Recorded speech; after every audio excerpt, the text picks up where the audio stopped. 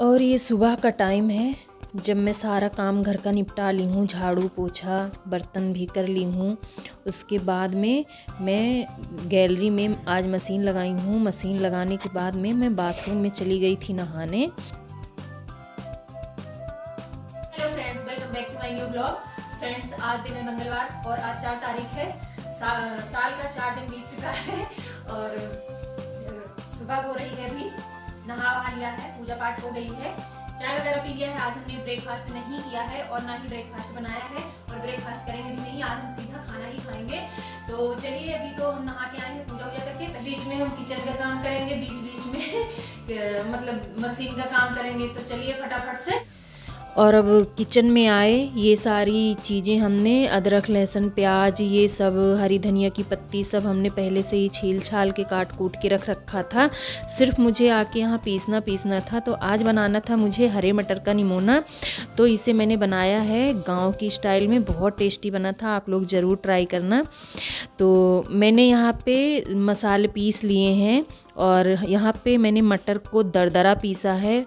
हो सके तो आप लोग भी दरदरा ही पीसना। और आधा खड़ा रखा है मटर। और 2 आलू मात्र हमने यहाँ पे काटे थे और एक आलू जैसे 4 खंडों में होती है ना, उस टाइप से काटना है।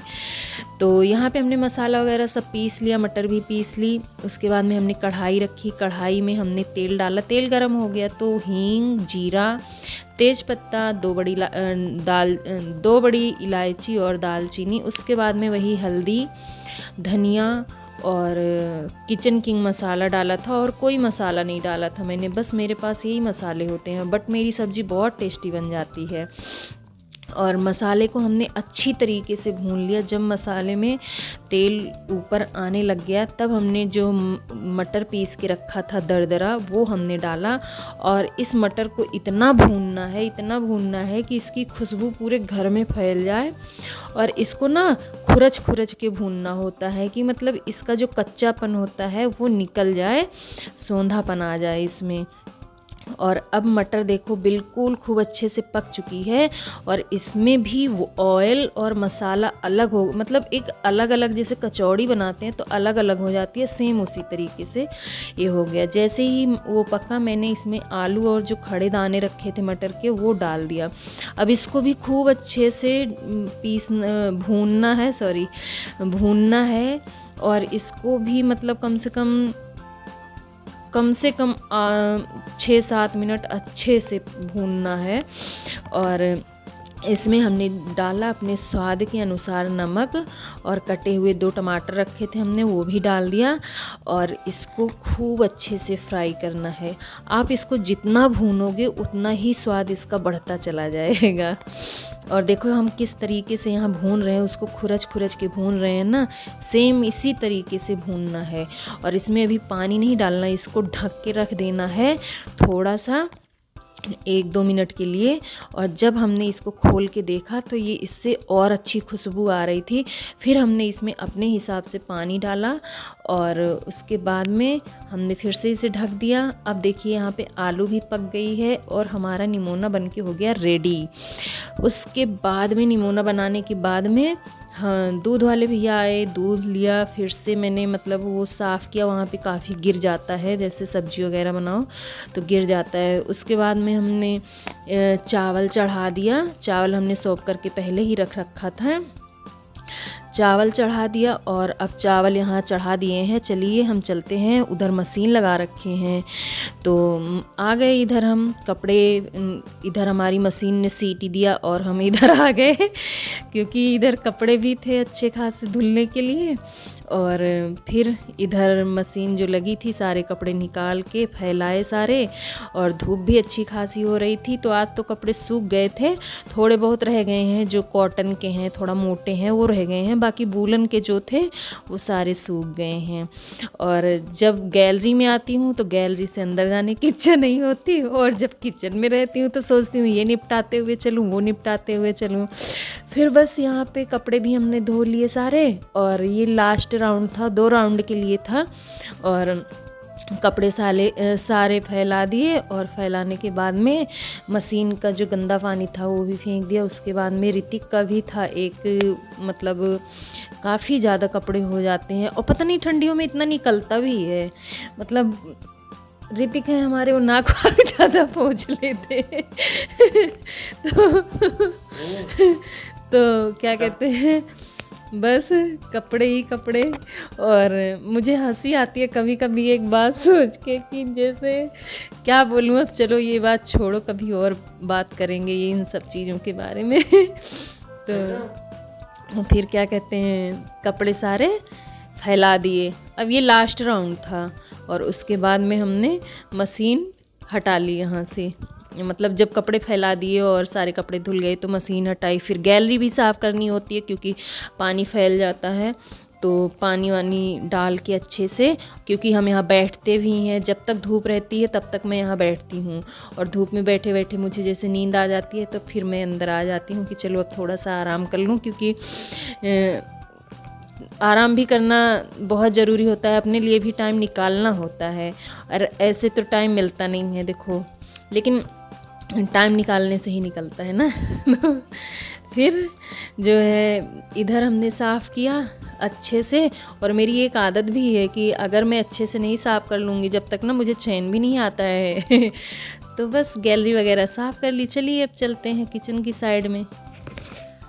और अब मशीन तो कपड़े वगैरह धुल गए हैं, मशीन भी हमने हटा दी है, कपड़े फैला दिए हैं, धूप भी अच्छी निकली हुई है और सूख जाएंगे अगर शाम तक धूप रही तो, नहीं तो फिर सूखते ही रहेंगे कल तक क्या कर सकते हैं कि नहीं मौसम का। और किचन में उसका काम ज़्यादा हो गया है सुबह सुबह, तो सुबह ही रहता है मेरा, शाम का इतना नहीं रहता है भागम दौड़, सुबह का रहता है। चलिए फटाफट से रोटियां सेक लेते हैं, फिर लंच कर लेते हैं।